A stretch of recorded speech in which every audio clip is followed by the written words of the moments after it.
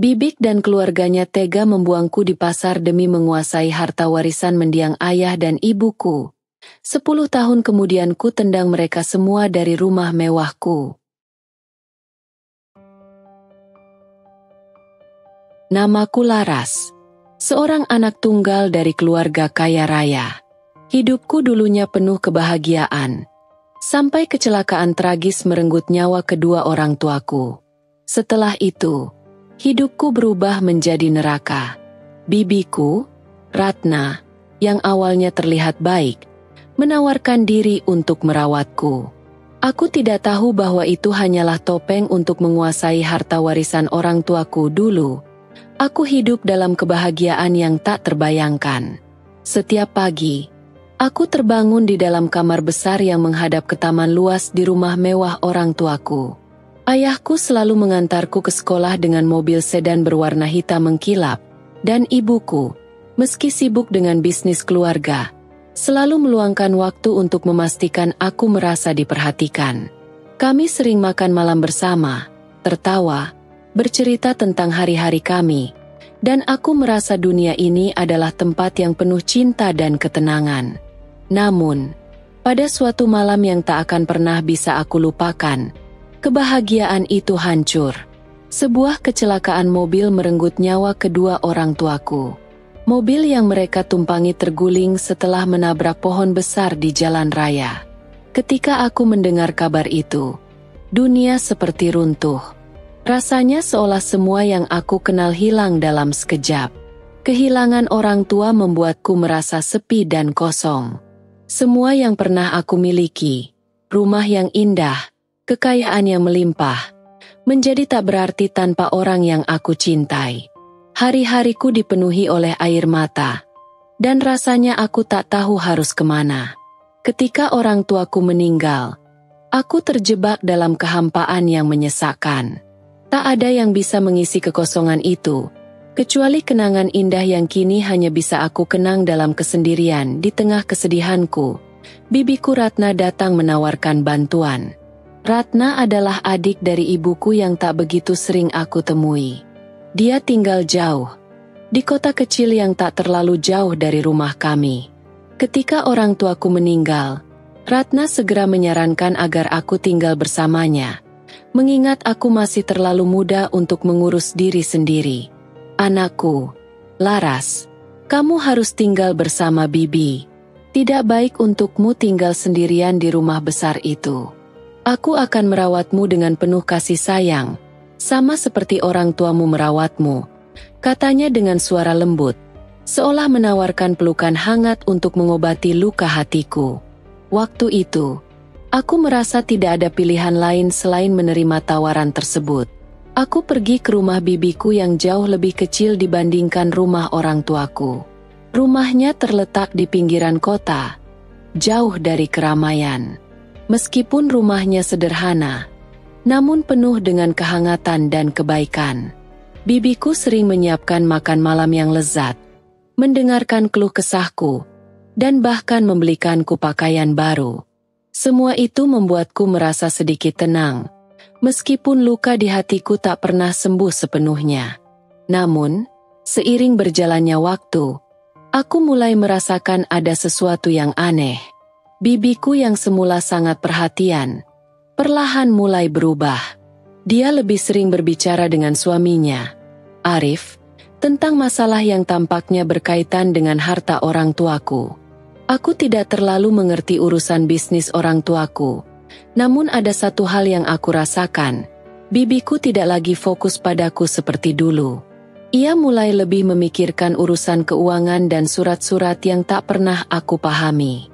Aku tak tahu banyak tentang hukum dan warisan, tapi seiring berjalannya waktu, aku semakin merasa bahwa bibiku mungkin hanya berakting baik.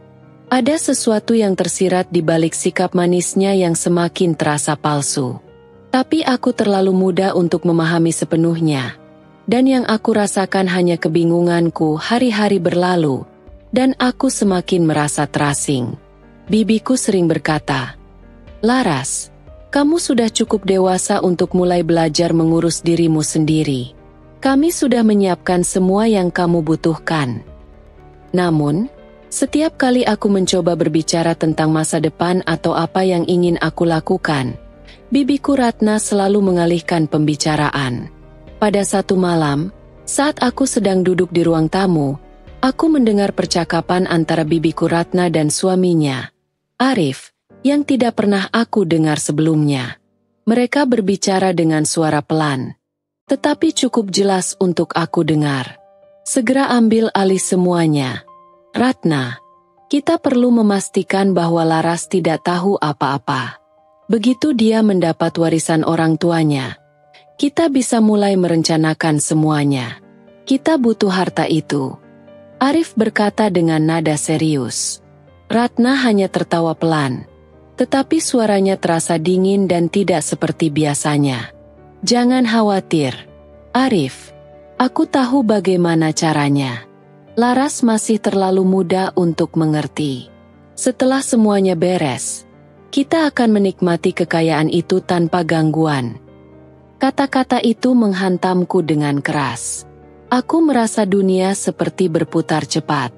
Semua yang selama ini aku anggap sebagai perhatian dan kasih sayang ternyata hanya topeng.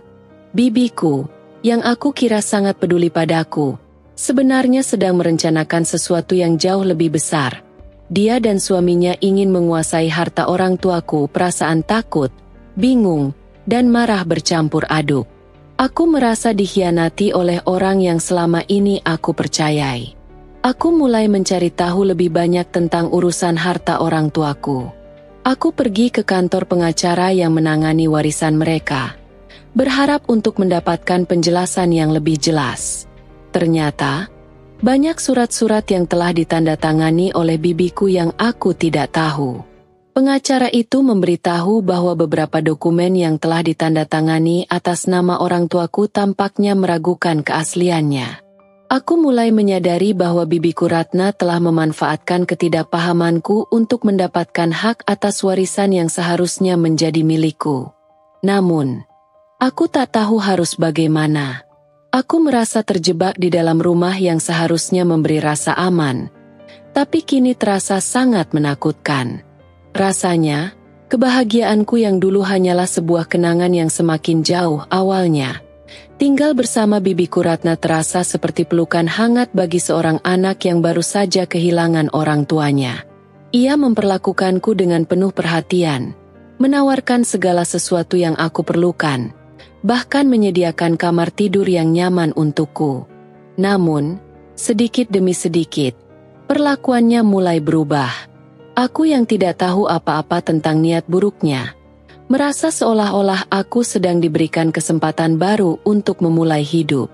Tetapi kenyataannya, aku sedang terperangkap dalam permainan manipulasi yang sangat cerdik. Bibiku, yang awalnya tampak penuh kasih, mulai mengubah sikapnya. Setiap pagi, aku diwajibkan bangun lebih awal untuk membantu pekerjaan rumah. Memasak, membersihkan rumah, mencuci pakaian. Semua itu menjadi tanggung jawabku. Kadang-kadang, Ratna akan datang dan berkata dengan suara lembut, "Laras, kamu sudah cukup besar untuk membantu Bibi. Kamu harus belajar menjadi perempuan yang mandiri." Aku yang masih dalam keadaan trauma karena kehilangan orang tua, hanya bisa menurut. Rasanya seperti tidak ada pilihan lain. Namun, semakin lama aku tinggal bersamanya, semakin terasa bahwa ada sesuatu yang tidak beres. Setiap pekerjaan yang kulakukan, tak pernah cukup baginya. Selalu saja ada yang salah.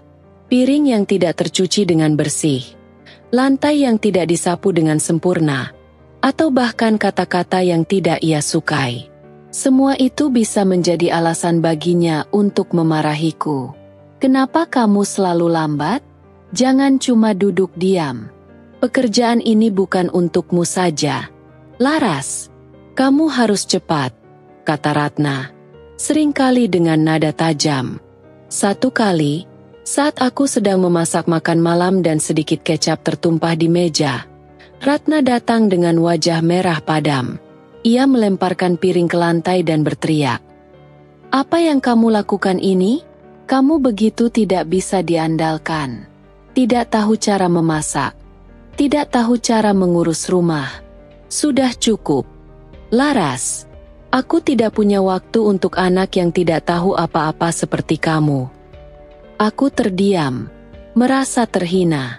Tidak ada penjelasan, tidak ada kesempatan untuk membela diri. Rasanya, apapun yang aku lakukan tidak pernah cukup untuk memenuhi harapannya. Ketika aku mencoba berbicara atau mengungkapkan perasaanku, Ratna hanya membisikkan kata-kata sinis. Jangan harap kamu bisa berbicara. Kamu hanya perlu bekerja. Hari-hari berikutnya menjadi semakin berat. Aku merasa lelah, bukan hanya secara fisik, tetapi juga emosional. Bibiku yang dulu begitu baik, kini menjadi sosok yang penuh kebencian, tak peduli dengan perasaanku. Aku mulai merasa seperti boneka yang hanya digunakan untuk memenuhi keinginan dan kebutuhan bibiku. Tidak ada lagi rasa kasih sayang, hanya perintah yang tiada habisnya. Suatu malam, ketika aku sedang duduk di pojok rumah, mencoba mengumpulkan pikiranku yang kacau, Ratna datang dan duduk di sampingku. Dengan suara lembut, ia berkata, "Laras, kamu tahu, kalau kamu ingin mendapatkan apa yang kamu inginkan dalam hidup, kamu harus belajar untuk melayani orang lain, bukan hanya mengharapkan bantuan." Kalimat itu terasa begitu menusuk, meskipun ia mengatakannya dengan suara yang halus. Aku merasa bahwa ia sedang memanipulasi pikiranku, membuatku merasa rendah, dan seolah aku tidak pantas menerima kebaikan apapun. Ia terus membujukku dengan janji-janji manis, mengatakan bahwa jika aku menjadi lebih patuh dan membantu lebih banyak, aku akan mendapat perhatian lebih darinya. Namun, di balik semua itu, aku mulai merasakan bahwa ada sesuatu yang lebih besar sedang terjadi. Ratna mulai memperlakukanku seperti barang yang bisa digunakan, bukan seorang anak yang berhak mendapatkan kasih sayang atau perhatian. Ia semakin banyak menuntut hal-hal yang tak bisa aku lakukan, dan setiap kali aku gagal memenuhi ekspektasinya, ia menjadi semakin keras dan kejam. Aku mulai bertanya-tanya, apa sebenarnya yang diinginkannya dari aku?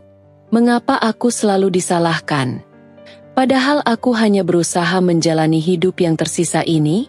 Perlahan, aku mulai menyadari bahwa bibiku tidak pernah benar-benar peduli padaku.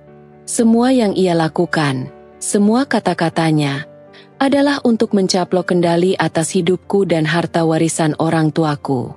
Kecemasan dan kebingunganku semakin dalam. Bibiku tidak hanya mengendalikan hidupku, tetapi juga menciptakan ketakutan yang terus menghantuiku. Aku tidak tahu harus berbuat apa, karena jika aku melawan, itu berarti aku akan terjebak dalam cengkeraman kebohongannya yang semakin rapat. Tetapi jika aku tetap diam, aku tahu hidupku hanya akan semakin menderita. Seiring berjalannya waktu, aku merasa seolah-olah aku sudah kehilangan jati diriku. Malam itu terasa sangat berbeda. Ratna, dengan senyumnya yang penuh tipu daya, mengatakan bahwa ia ingin membawaku ke pasar untuk membeli beberapa bahan makanan.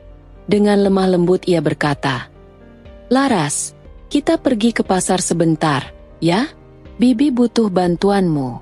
Nanti kita akan makan malam enak di rumah." Aku yang sudah lama merasa terkekang dan kelelahan mengikuti saja. Pasar pada malam hari memang tidak terlalu ramai, tetapi ada rasa nyaman yang kutemukan ketika berada di sana. Seolah-olah masih ada kehidupan yang berjalan di luar dinding rumah bibiku yang sempit dan penuh ketegangan. Kami berjalan berdampingan, dan Ratna mengajakku menuju bagian pasar yang agak jauh dari keramaian. Aku tidak curiga, merasa itu hanyalah bagian dari rutinitas yang biasa saja. Namun, begitu kami sampai di sudut pasar yang lebih sepi, Ratna berhenti berjalan. Ia menoleh padaku, memberikan senyuman yang menurutku aneh. Tapi aku tidak berpikir banyak. "Laras," katanya dengan suara yang lembut. "Kamu tunggu di sini sebentar, ya? Bibi harus beli sesuatu yang penting. Nanti Bibi kembali." Aku hanya mengangguk. Tidak memikirkan hal lain selain berharap bisa segera kembali ke rumah untuk beristirahat. Ratna kemudian berjalan meninggalkanku, dan aku tetap berdiri di sana, menunggu dengan sabar. Waktu terus berjalan, dan semakin lama aku menunggu, semakin terasa ada yang aneh. Pasar yang semula ramai, kini mulai sepi. Pedagang mulai menutup lapak mereka, dan udara malam yang dingin membuat tubuhku menggigil. Aku mulai merasa cemas. Aku melihat sekeliling, mencari-cari sosok Ratna. Namun, ia tidak terlihat dimanapun. Aku mulai merasa gelisah, dan semakin lama aku berdiri di sana, semakin kuat perasaan bahwa ada yang salah.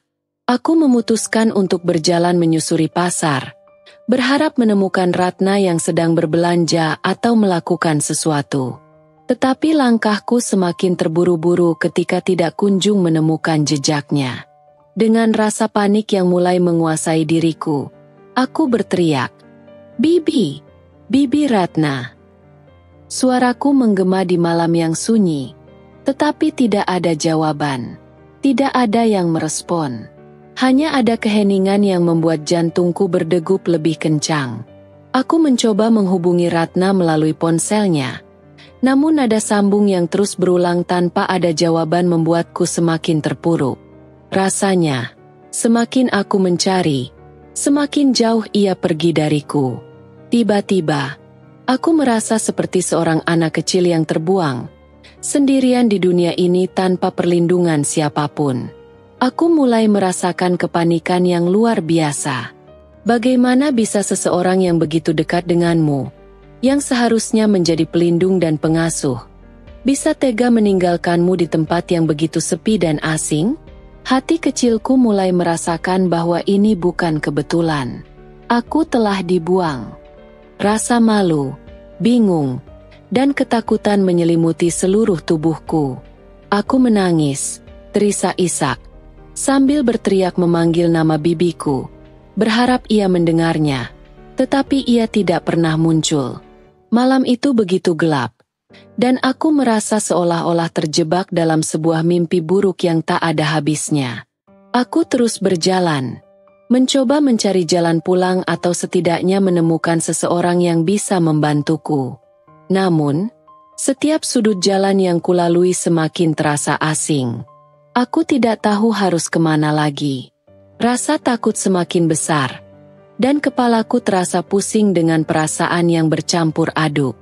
Tidak ada yang bisa kuberikan untuk menjelaskan bagaimana perasaan itu. Rasanya seperti terhimpit oleh dunia yang begitu luas dan tak ada satupun yang peduli. Akhirnya, aku memutuskan untuk mencari tempat berteduh sementara. Aku duduk di salah satu bangku yang ada di dekat pasar, mencoba mengumpulkan sedikit ketenangan. Namun, tidak ada yang datang. Tidak ada Ratna, tidak ada keluarga, tidak ada siapa-siapa. Aku hanya sendirian di tengah kegelapan. Setelah beberapa jam, aku mulai sadar bahwa sesuatu yang sangat buruk telah terjadi. Ratna bukan hanya meninggalkanku, tapi dia sengaja membuangku.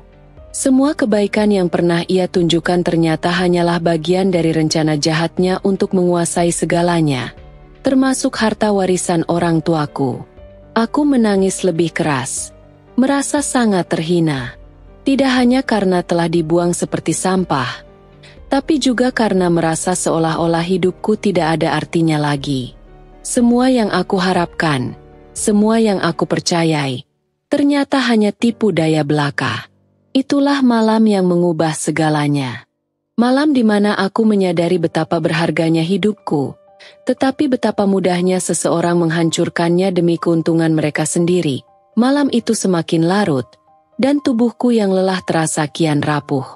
Aku duduk di sudut pasar, menggigil dan tidak tahu harus kemana. Semua orang yang lewat tidak menghiraukanku, bahkan beberapa dari mereka tampak sibuk dengan urusan mereka sendiri. Aku merasa semakin kecil, terisolasi, dan tak berarti. Namun, tiba-tiba ada suara lembut yang menyentuh telingaku. "Anak perempuan, kamu kenapa?" Suara itu datang dari seorang pria tua yang mengenakan topi jerami lebar dan membawa keranjang sayur di pundaknya. Aku menatapnya, mencoba melihat dengan jelas di tengah cahaya remang-remang.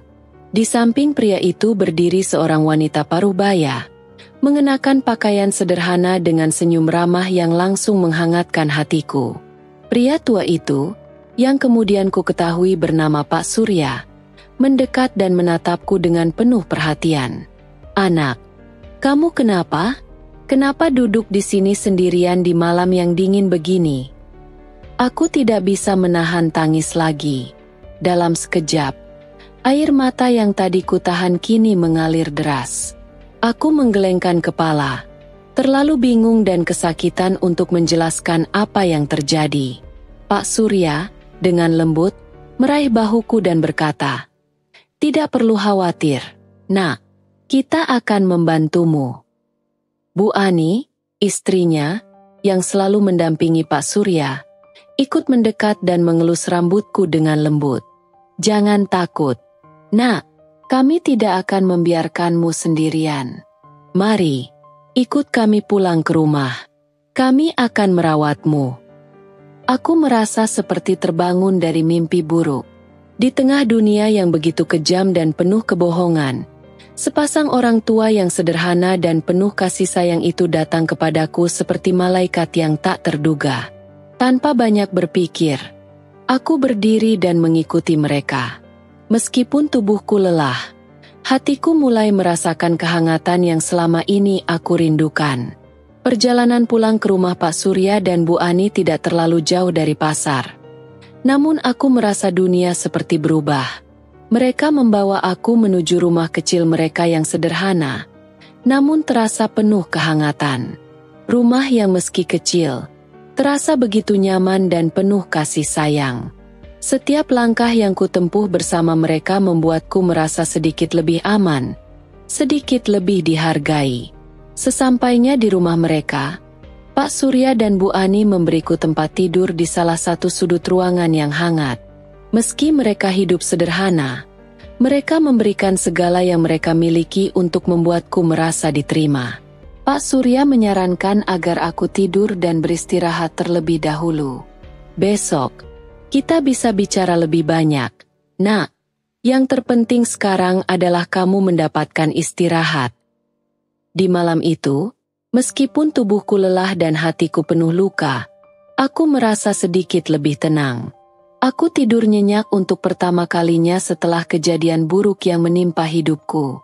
Sungguh, tidur itu adalah kelegaan yang luar biasa setelah sekian lama terjaga oleh rasa takut dan kecemasan. Keesokan harinya, ketika aku terbangun, Bu Ani sudah menyiapkan sarapan hangat untukku. Aku merasa canggung karena merasa seperti pengganggu di rumah mereka. Namun Bu Ani dengan sabar menyarankan agar aku tidak merasa seperti itu. "Kami hanya ingin membantu. Laras, kamu tidak perlu merasa canggung. Hidup memang tidak selalu mudah, tetapi kita bisa saling membantu." Pak Surya yang lebih pendiam memandangku dengan bijak. "Kami tahu kehidupanmu pasti sulit, Nak, tapi kadang kita harus melewati cobaan agar bisa menemukan jalan yang benar. Jangan biarkan rasa sakit itu menghancurkanmu." Mereka berdua berbicara dengan penuh pengertian, dan aku mulai merasa sedikit lebih kuat. Meskipun hidup mereka juga penuh perjuangan, mereka tidak ragu untuk berbagi sedikit kebahagiaan mereka dengan orang lain. Mungkin, inilah yang selama ini aku cari. Kebaikan yang tulus tanpa pamrih, tanpa tujuan tersembunyi. Namun, meskipun aku sudah menemukan tempat yang aman, ketidakpastian tetap menghantui pikiranku.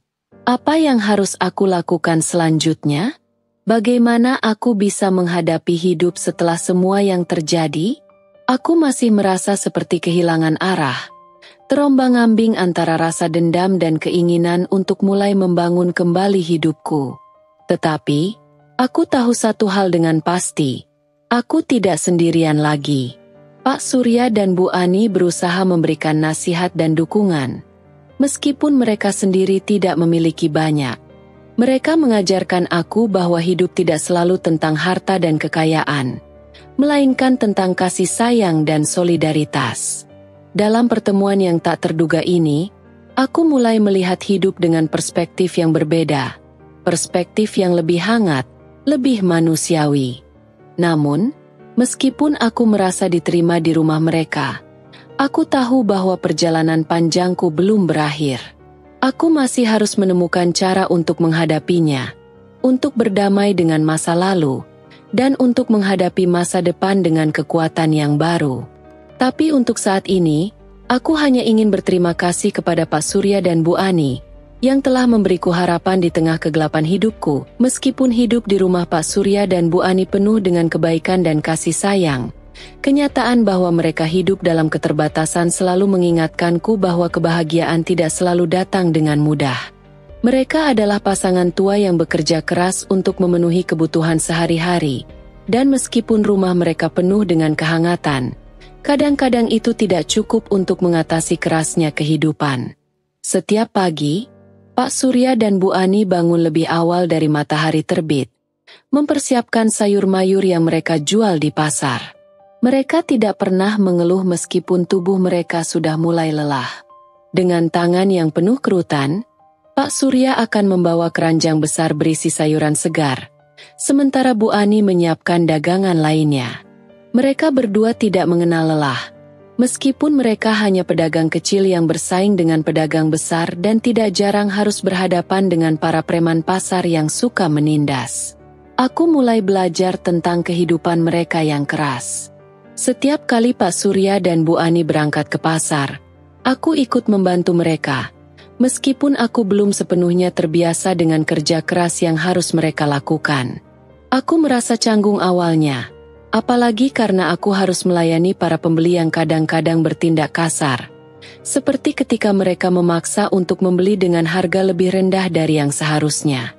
Namun, meskipun hidup mereka begitu sulit, aku melihat bahwa mereka tidak pernah menyerah. Pernah suatu hari, saat kami sedang berada di pasar, tiba-tiba sekelompok preman datang mendekat. Mereka adalah orang-orang yang terkenal suka menindas para pedagang kecil.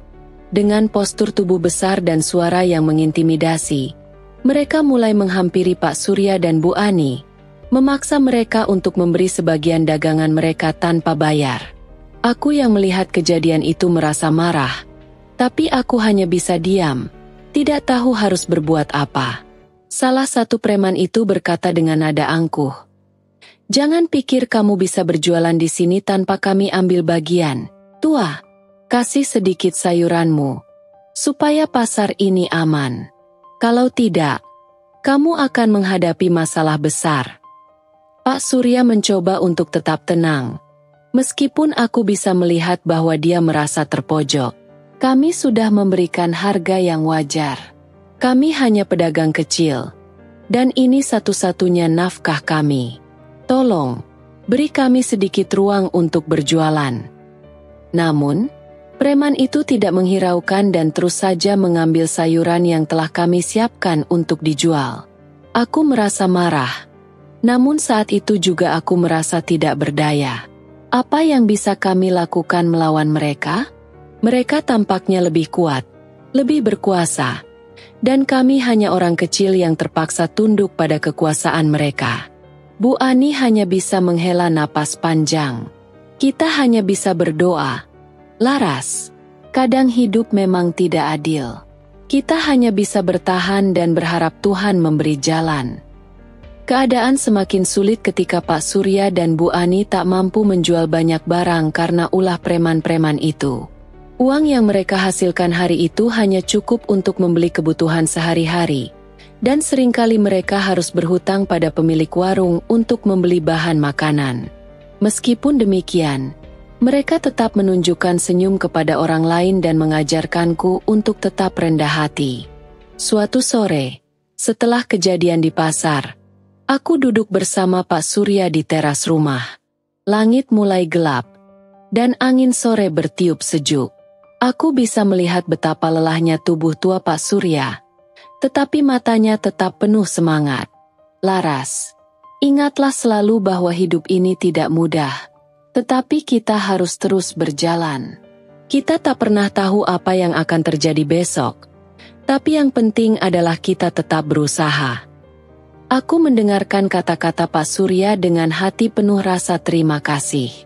Meskipun hidup mereka penuh dengan perjuangan, mereka tidak pernah menyerah. Mereka mengajarkan aku untuk tetap bertahan dan tidak mudah patah semangat. Aku merasa bersyukur telah menemukan mereka dalam hidupku, meskipun keadaan kami juga penuh dengan kesulitan. Namun, dalam hati kecilku, aku merasa tidak cukup. Aku tidak ingin melihat Pak Surya dan Bu Ani terus-menerus menderita.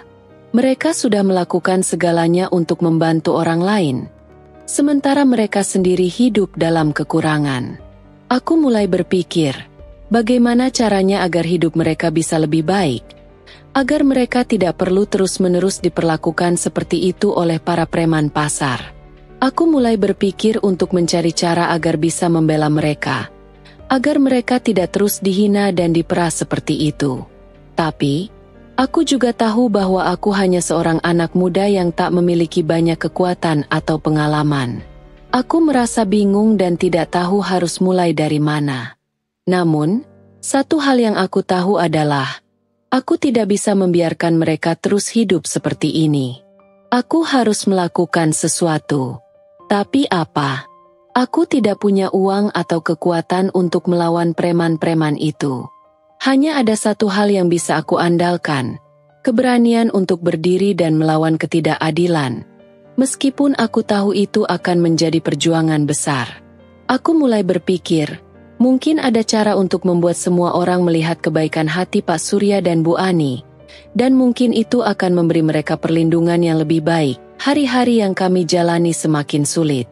Setelah kejadian dengan preman pasar, kami tak hanya harus menghadapi persaingan yang semakin ketat dengan pedagang besar, tapi juga kondisi ekonomi yang semakin menekan. Kadang-kadang, setelah bekerja keras sepanjang hari, kami pulang dengan tangan kosong. Pasar sepi, pembeli tidak ada, dan sayuran yang telah kami bawa terkadang harus dibuang karena sudah tidak segar lagi. Pada hari-hari seperti itu, kami harus puas dengan nasi dan garam, makan seadanya. Pak Surya dan Bu Ani tidak pernah mengeluh. Meskipun aku bisa melihat kelelahan di wajah mereka. Mereka selalu berusaha tersenyum dan berkata, "Tak masalah, Laras.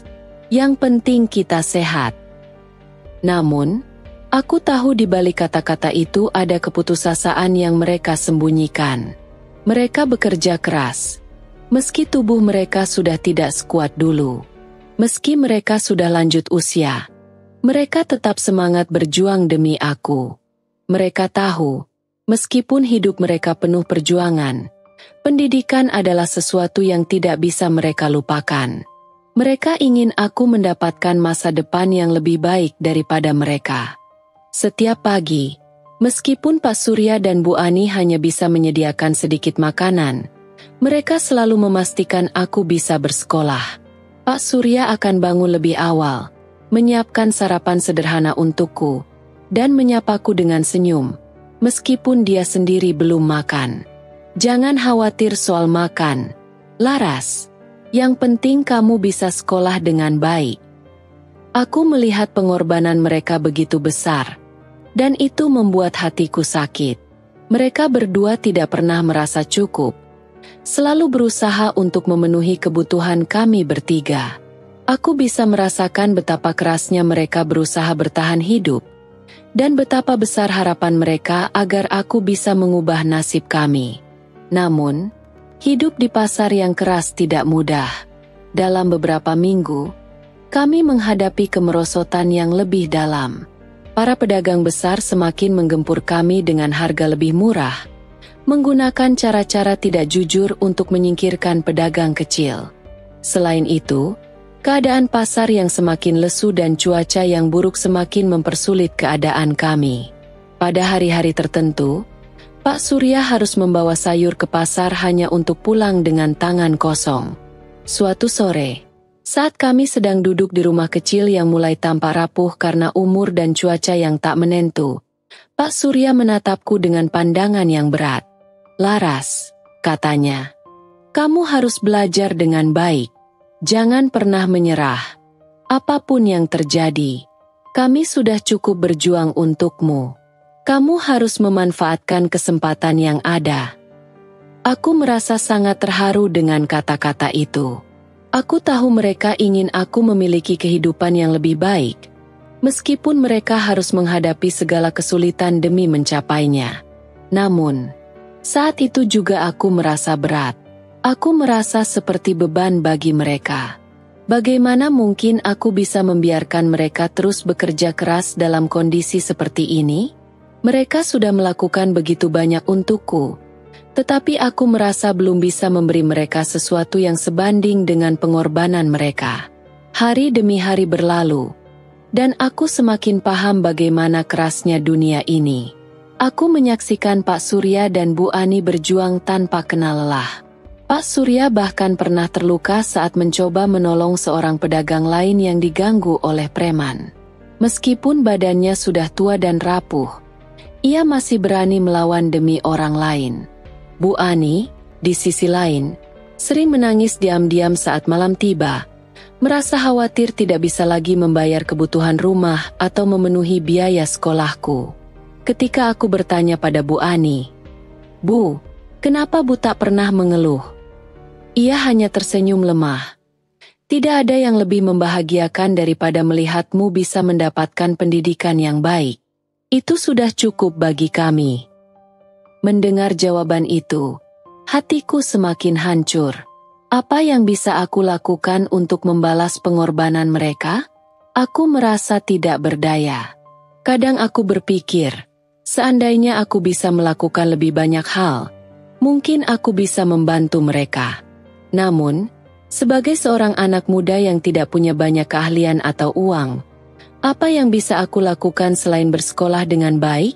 Namun, suatu hari, setelah pulang dari sekolah, aku mendengar percakapan antara Pak Surya dan Bu Ani yang membuatku terkejut. Mereka sedang membicarakan masalah uang sewa rumah yang semakin menunggak, serta beban hutang yang menumpuk karena biaya hidup yang semakin tinggi. Pak Surya, yang biasanya sangat tegar, terlihat sangat tertekan. "Laras harus belajar dengan baik," kata Pak Surya. Suaranya sedikit serak. "Jika aku tak bisa memberi banyak, setidaknya dia harus bisa membangun hidupnya sendiri suatu hari nanti. Aku hanya bisa berharap dia punya masa depan yang lebih baik dari kami." Bu Ani mengangguk, tetapi matanya terlihat berkaca-kaca. "Tapi bagaimana jika kita tidak bisa bertahan? Apa yang harus kita lakukan, Surya?" Hati aku terasa sakit mendengar percakapan itu. Aku merasa semakin besar beban yang harus mereka tanggung. Mereka berusaha keras untuk memenuhi kebutuhan sehari-hari. Namun semakin banyak tantangan yang datang. Seringkali aku merasa bingung dan frustrasi. Apa yang bisa aku lakukan? Aku ingin membantu mereka. Tapi aku tahu bahwa aku masih terlalu muda dan tidak memiliki apa-apa. Pada saat-saat seperti itu, aku hanya bisa berdoa agar suatu hari Tuhan memberi kami jalan keluar. Aku berjanji pada diriku sendiri untuk belajar lebih giat lagi, agar suatu hari aku bisa mengubah nasib kami. Tetapi, meskipun semangatku tidak pernah padam, kenyataan yang kami hadapi semakin berat. Kehidupan kami terasa semakin tak adil. Aku merasa seolah-olah kami terus-menerus berjuang melawan dunia yang tidak pernah memberi kesempatan. Tapi meskipun semua itu, aku tahu satu hal. Pak Surya dan Bu Ani tidak akan pernah berhenti berjuang, dan aku harus melakukan hal yang sama. Kami mungkin hidup dalam keterbatasan, tetapi kami memiliki satu hal yang lebih berharga dari segala harta di dunia ini, harapan. Setiap kali pagi menjelang, kami sudah bisa merasakan ketegangan di pasar. Preman-preman pasar, sekelompok pria kasar yang tak segan untuk menggunakan kekuatan fisik, mulai mendatangi setiap lapak. Mereka datang dengan sikap intimidatif, memaksa pedagang kecil seperti Pak Surya dan Bu Ani untuk membayar sejumlah uang keamanan. Jika tidak, Mereka akan merusak dagangan kami dan menghancurkan barang-barang yang sudah susah payah kami kumpulkan. Pak Surya, meskipun tubuhnya sudah mulai renta dan tubuhnya sering sakit akibat kerja keras, tak pernah mau menyerah pada ancaman mereka. Ia tetap menjaga martabatnya, menolak untuk membayar uang yang mereka minta, karena ia tahu itu tidak akan pernah ada habisnya. Setiap minggu mereka datang, dan setiap minggu Pak Surya menolak untuk memberikan uang yang mereka klaim sebagai biaya perlindungan. Suatu pagi, sekelompok preman datang dengan wajah yang tidak menyenangkan. Mereka menatap Pak Surya dengan tajam. "Pak Surya," salah satu dari mereka berkata dengan suara kasar, "kami sudah memberimu waktu. Kali ini, bayar atau kita yang akan membuatmu membayar." Pak Surya, yang sedang menata sayuran di lapaknya, tetap tenang. "Saya tidak punya uang, tapi saya tidak akan memberi kalian 1 sen pun," jawabnya tegas. Preman itu tersenyum sinis. Lalu salah satu dari mereka, yang tubuhnya besar dan kekar, menghampiri Pak Surya. Tanpa peringatan, ia menendang meja tempat sayuran Pak Surya berjejer, membuat beberapa keranjang sayur terlempar ke tanah. Pak Surya jatuh tersungkur ke tanah. Wajahnya memar akibat benturan keras. Aku yang melihatnya hanya bisa terdiam. Rasa takut dan cemas memenuhi hatiku. Namun, meskipun tubuhnya penuh luka dan wajahnya tampak memar, Pak Surya tetap tidak bersuara. Ia hanya berdiri dengan perlahan, membersihkan tanah dari pakaian, dan tersenyum lemah. "Yang penting Laras bisa terus sekolah," katanya pelan, hampir seperti berbisik pada dirinya sendiri. Aku berlari menuju Pak Surya, menahan air mata yang mulai mengalir. "Pak, jangan biarkan mereka menyakitimu." Aku menangis, berusaha menolongnya meskipun aku tahu aku tak bisa melakukan apa-apa. Bu Ani yang melihat kejadian itu langsung berlari menghampiri. Matanya penuh dengan kekhawatiran. "Surya, kita harus berhenti. Jangan biarkan mereka menyakitimu." Bu Ani berteriak. Tangannya gemetar saat memegang tubuh Pak Surya yang sudah rapuh itu. Namun, Pak Surya tetap tenang dan hanya menggelengkan kepala. "Tak apa, Ani. Kita masih punya satu harapan. Laras. Dia harus bisa mengubah nasib kita." Kata-katanya penuh pengorbanan dan keyakinan. Namun, meskipun Pak Surya mencoba untuk tetap tegar, aku tahu hatinya hancur. Setiap kali kami menghadapi ancaman preman pasar, semakin terasa betapa rapuhnya kehidupan kami. Kami tidak hanya berjuang melawan kemiskinan, tetapi juga harus melawan ketidakadilan yang begitu nyata. Preman-preman pasar itu semakin menggila, dan kami tak bisa berbuat banyak. Kadang-kadang, Pak Surya tampak begitu kelelahan, dan aku khawatir ia tidak bisa bertahan lebih lama lagi. Namun, ia selalu berusaha menyemangati Bu Ani dan aku. "Ini semua untuk masa depanmu. Laras, jangan pernah merasa kecil hanya karena keadaanmu," kata Pak Surya, meskipun jelas sekali tubuhnya semakin lelah. Aku merasa cemas dan marah. Apa yang harus kami lakukan? Bagaimana bisa kami terus bertahan di tengah dunia yang begitu kejam? Namun, meskipun semua tantangan ini, aku tidak bisa menyerah. Pak Surya dan Bu Ani sudah berkorban begitu banyak untukku, dan aku berjanji pada diriku sendiri untuk terus belajar, untuk bisa memberikan mereka kehidupan yang lebih baik suatu hari nanti. Namun, setiap kali preman itu datang dan menghancurkan lapak kami, aku merasa semakin tertekan. Mereka mengambil segala yang kami miliki, dan kami tidak bisa melawan mereka.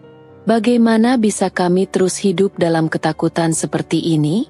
Suatu hari, aku mencoba berbicara dengan Pak Surya tentang keadaan kami. "Pak, apakah kita akan terus begini? Tidak bisakah kita mencari cara untuk mengalahkan mereka?" Pak Surya menatapku dengan tatapan penuh kasih sayang. "Laras, kita mungkin tidak bisa mengalahkan mereka dengan kekuatan, Tapi kita bisa mengalahkan mereka dengan keteguhan hati. Kita harus terus berusaha. Walau sulit, jangan pernah menyerah. Aku mengangguk. Meskipun dalam hati aku merasa bingung dan frustasi. Apa yang bisa kami lakukan selain terus berjuang? Dalam keputusasaan itu, satu hal yang selalu menguatkanku adalah cinta dan pengorbanan Pak Surya dan Bu Ani. Mereka adalah contoh nyata bahwa meskipun hidup kita penuh dengan kesulitan, kita masih bisa bertahan selama kita memiliki harapan. Namun, aku tahu suatu hal. Kami tidak bisa terus hidup di bawah bayang-bayang preman-preman itu. Sesuatu harus berubah, dan aku harus menemukan cara untuk memberikan kehidupan yang lebih baik bagi orang-orang yang telah banyak berkorban untukku. Setiap kali aku melihat wajah lelah Pak Surya dan Bu Ani, hatiku terasa pedih. Mereka berdua telah berkorban begitu banyak untukku, mengajarkanku arti kerja keras, kesabaran, dan pengorbanan. Mereka tak pernah mengeluh meskipun hidup mereka penuh dengan perjuangan. Seringkali mereka pulang larut malam setelah berjualan. Tubuh mereka lelah, tangan mereka kasar, namun tak pernah ada keluhan keluar dari mulut mereka. Melihat mereka, aku merasa malu jika aku hanya berdiam diri, tidak berbuat apa-apa. Aku tidak bisa membiarkan mereka terus hidup dalam kesulitan hanya karena aku tidak berusaha. Aku harus melakukan sesuatu. Aku harus belajar keras, mendapatkan pendidikan yang layak, dan suatu hari nanti memberikan mereka kehidupan yang lebih baik. Setiap kali aku duduk di bangku sekolah, aku bertekad untuk menjadi lebih baik, untuk belajar lebih giat. Tetapi, itu tidak mudah. Aku seringkali menjadi bahan ejekan teman-teman sekolah karena penampilanku yang jauh berbeda dari mereka. Sementara teman-temanku mengenakan pakaian baru dan seragam rapi, aku hanya bisa memakai pakaian lusuh yang diwariskan dari orang lain, yang seringkali tampak kotor dan tidak cocok dengan ukuran tubuhku. Namun, aku tidak peduli dengan ejekan mereka. Mereka tidak tahu bagaimana rasanya berjuang setiap hari hanya untuk bertahan hidup. Mereka tidak tahu bagaimana rasanya tidur dengan perut kosong, atau bagaimana rasanya melihat orang tua angkat kita terluka karena tidak bisa melindungi diri mereka sendiri dari kekejaman dunia. Aku tidak bisa membiarkan semua itu sia-sia. Aku harus membuktikan bahwa meskipun kami hidup dalam keterbatasan, kami bisa mengubah nasib. Setiap malam, setelah membantu Bu Ani membersihkan rumah dan Pak Surya beristirahat, aku duduk belajar dengan penuh semangat. Buku-buku yang kupunya sudah usang. Beberapa halaman bahkan mulai robek karena sering dipakai. Tapi aku tak pernah merasa kekurangan. Aku merasa buku-buku itu adalah harta yang sangat berharga. Setiap kata yang kupelajari, setiap rumus yang aku hafal, terasa seperti langkah kecil menuju impian kami. Pagi-pagi sebelum berangkat sekolah, aku seringkali membantu Bu Ani menyiapkan dagangan sayur-sayuran. Aku berjalan bersama mereka ke pasar, meskipun rasanya lelah sekali. Namun, aku tidak ingin membuat mereka merasa kesulitan sendirian. Bahkan, aku merasa bangga bisa membantu mereka, meski kadang dagangan kami tidak laku dan kami harus pulang dengan hati kecewa. Namun, aku tahu, setiap hari adalah kesempatan baru untuk mencoba lagi. Di sekolah, teman-teman sering merendahkan aku. Mereka mengatakan aku tidak akan pernah berhasil dengan latar belakang seperti ini, dengan penampilan yang kumuh. Mereka sering mengejekku dengan kata-kata seperti, "Laras, kamu cuma akan jadi pedagang sayur seperti orang tuamu." Namun, setiap ejekan itu semakin membuatku terpacu untuk membuktikan mereka salah.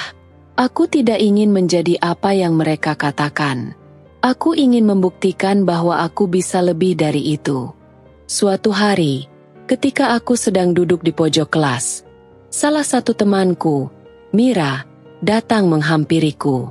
Mira adalah salah satu teman yang selalu memperhatikan diriku meskipun ia sering terlihat terpisah dari kelompok teman-temanku yang populer.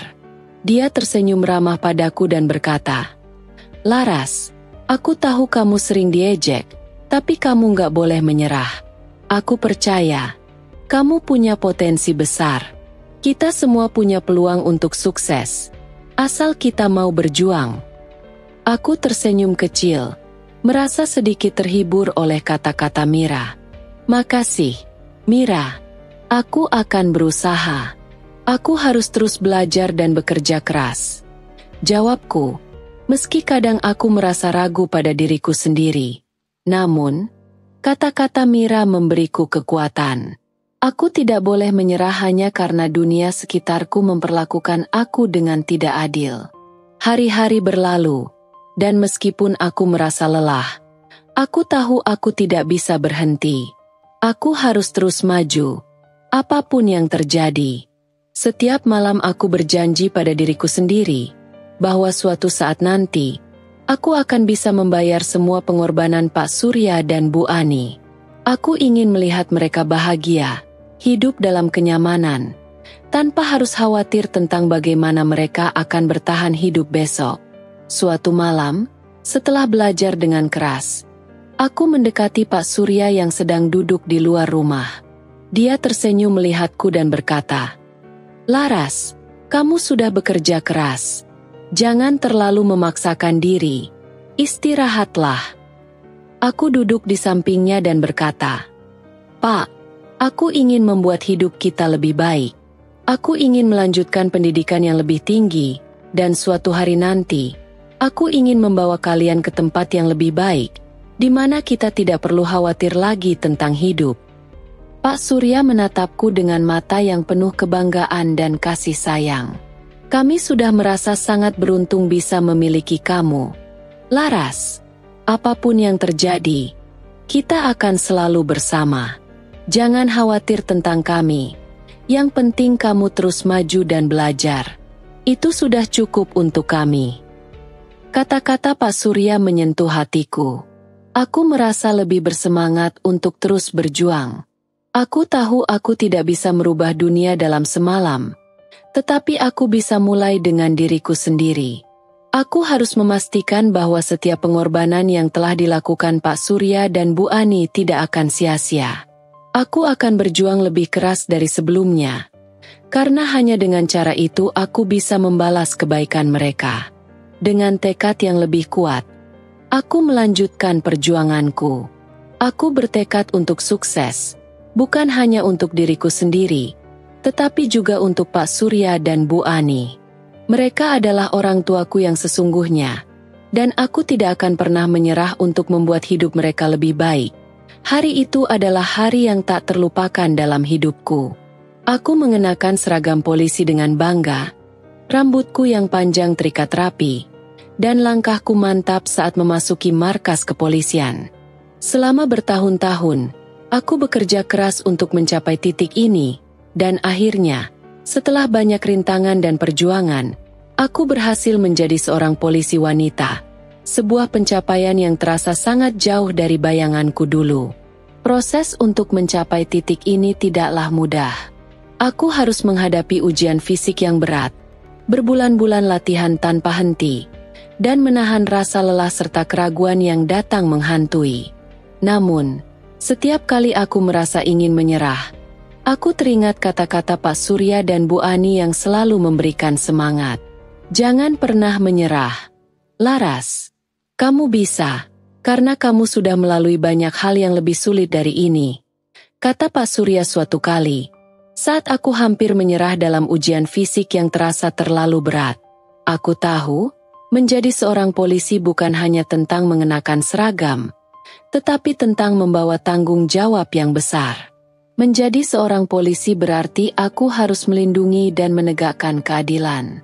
Aku ingin menggunakan posisiku untuk membantu orang-orang yang sama sepertiku, mereka yang tertindas dan diperlakukan tidak adil, seperti yang pernah aku alami.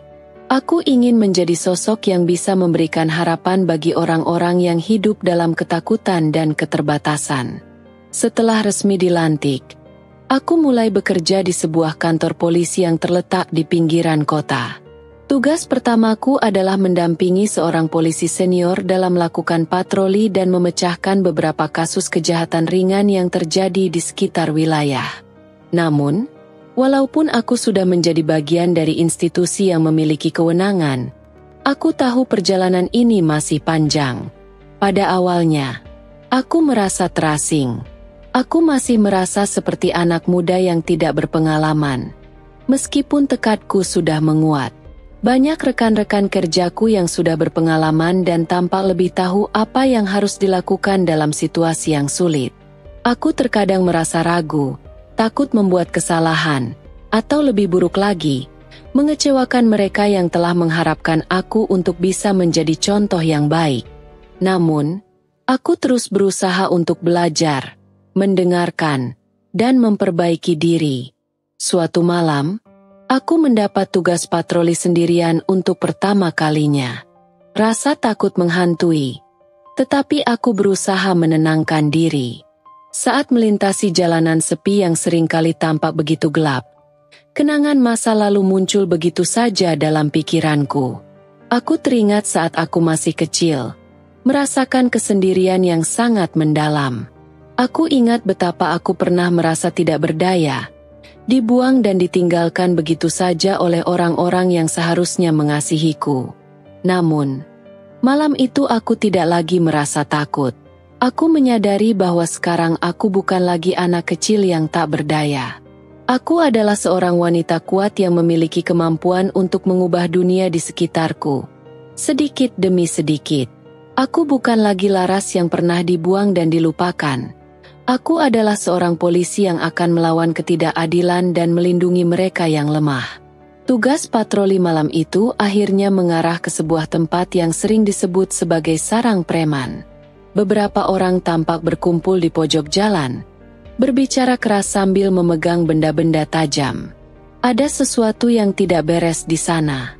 Dengan sigap, aku menghubungi rekan-rekanku dan memberitahu mereka untuk segera datang. Hati berdebar saat aku berjalan mendekat. Namun aku tahu aku harus tetap tenang. Salah satu pria dalam kelompok itu menyadari kehadiranku dan berlari menghampiriku dengan gerakan agresif. Aku tidak bisa mundur. Aku memegang alat komunikasi dengan tangan yang sedikit gemetar. Namun dengan suara yang tegas, aku memerintahkan mereka untuk berhenti dan menjelaskan identitas. Dalam beberapa detik yang terasa sangat lama, situasi semakin tegang. Namun, berkat latihan dan persiapan yang selama ini aku jalani, aku berhasil mengendalikan keadaan. Aku dapat menahan mereka dengan cara yang aman, tanpa perlu menggunakan kekerasan berlebihan. Rekan-rekanku segera tiba, dan kami berhasil menangkap mereka. Saat kembali ke kantor polisi setelah tugas malam itu, aku merasa bangga. Tentu saja, masih ada banyak yang perlu aku pelajari, banyak kasus yang perlu aku tangani, dan banyak tantangan yang harus dihadapi. Namun, malam itu aku merasakan sesuatu yang sangat mendalam. Aku telah mengatasi rasa takut yang dulu menghantuiku. Aku tahu aku telah membuat perbedaan kecil, tapi itu sudah cukup untuk membuatku percaya bahwa aku berada di jalur yang benar. Ketika aku pulang ke rumah, Pak Surya dan Bu Ani sudah menungguku. Mereka tersenyum bahagia, dan meskipun tubuhku lelah, aku merasa diberkati memiliki mereka. Kamu hebat, Laras. Kami selalu bangga padamu, kata Bu Ani sambil memelukku erat.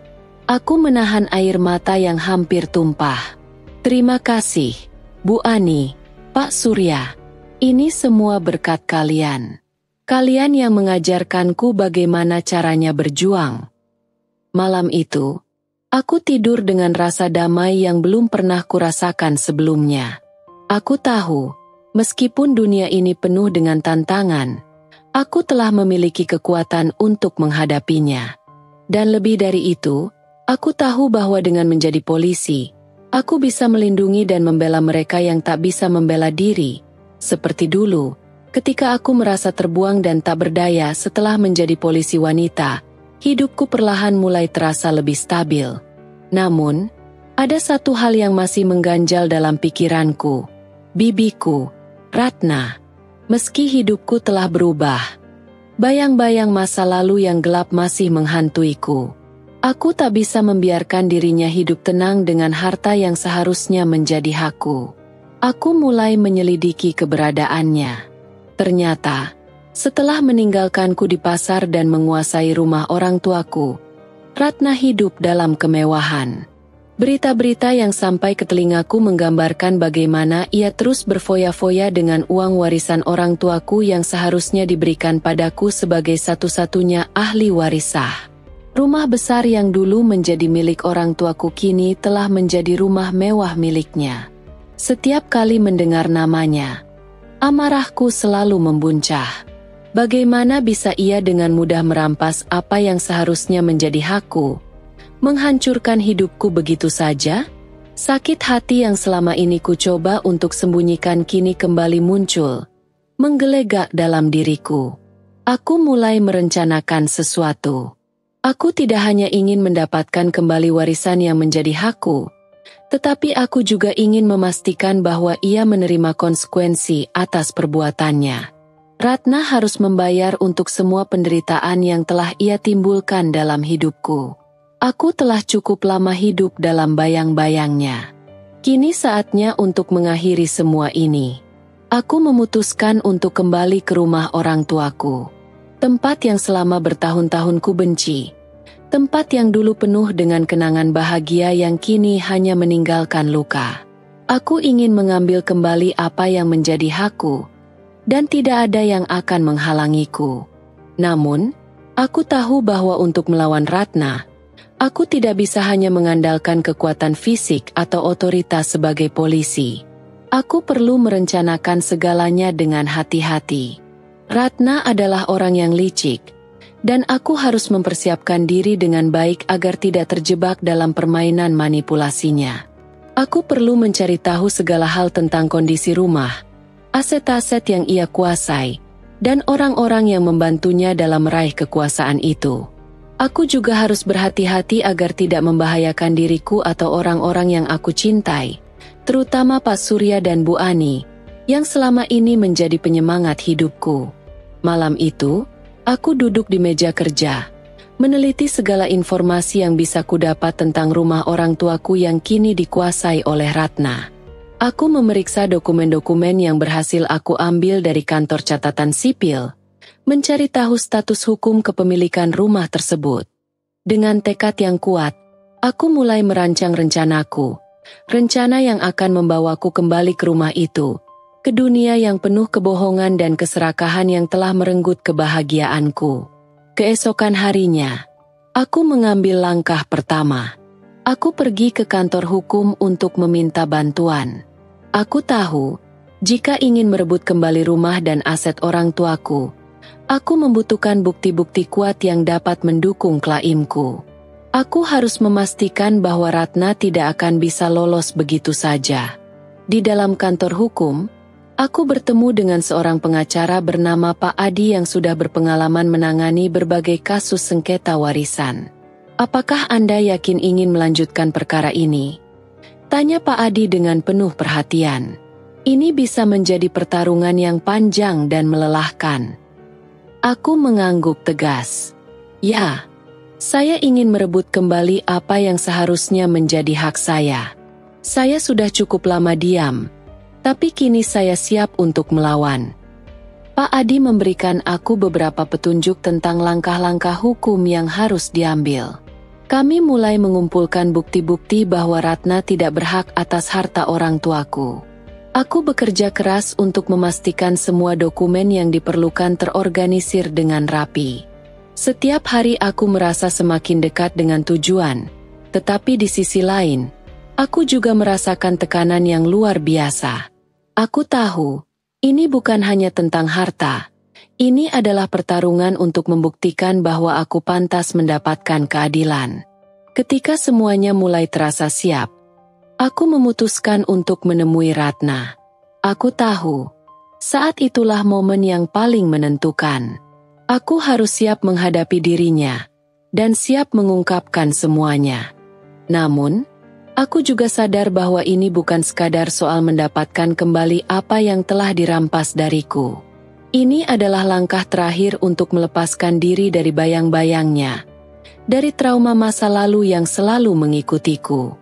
Jika aku bisa merebut kembali aku tidak hanya akan membebaskan diriku, tetapi juga Pak Surya dan Bu Ani, yang selama ini sudah banyak berkorban demi kebahagiaanku kembali ke rumah orang tuaku bukanlah hal yang mudah. Begitu banyak kenangan yang tumpah ruah di setiap sudutnya. Kenangan indah bersama orang tuaku. Namun kini rumah itu terasa asing, seperti tempat yang penuh dengan kebohongan dan penipuan. Di depannya, aku berdiri, memandang pintu yang dulu sering dibuka dengan senyum oleh ayah dan ibuku.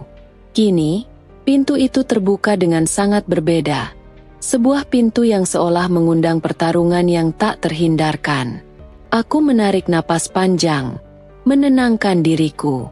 Tangan kananku memegang map tebal yang berisi semua bukti yang telah kukumpulkan selama ini.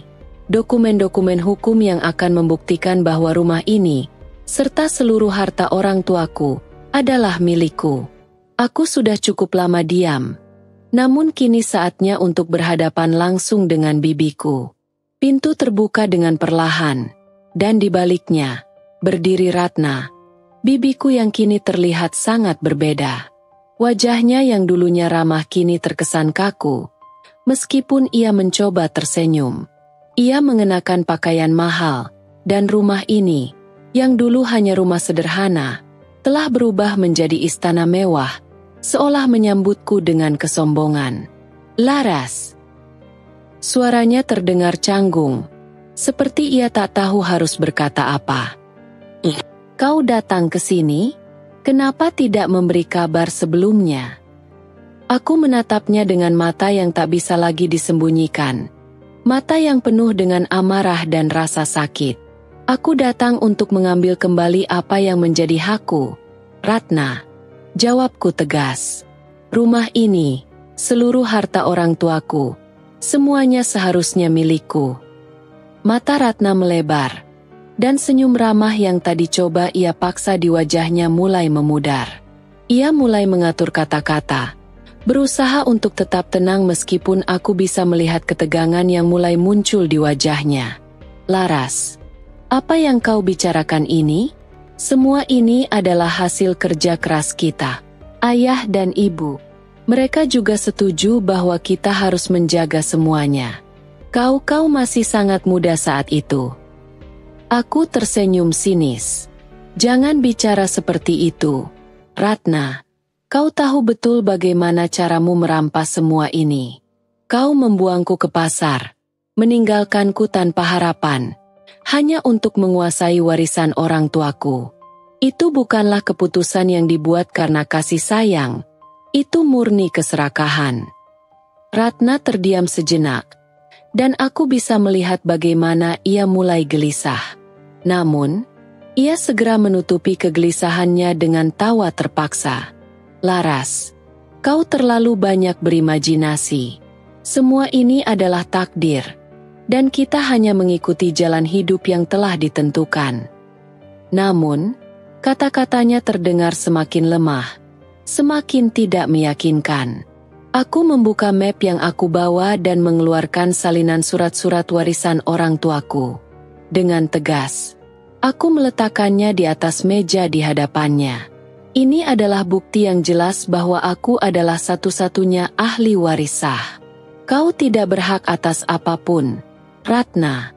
Semua yang ada di sini adalah milikku. Matanya memandang surat-surat itu dengan terburu-buru. Seolah mencoba mencari celah untuk membantahnya, tetapi semakin ia membacanya, semakin pucat wajahnya. Itu tidak bisa. Kau pasti mengubahnya. Kau pasti memalsukan semuanya. Ratna berteriak. Suaranya terdengar panik. Aku tetap tenang, meskipun dalam dadaku ada perasaan yang semakin membara. Semua itu sah, Ratna.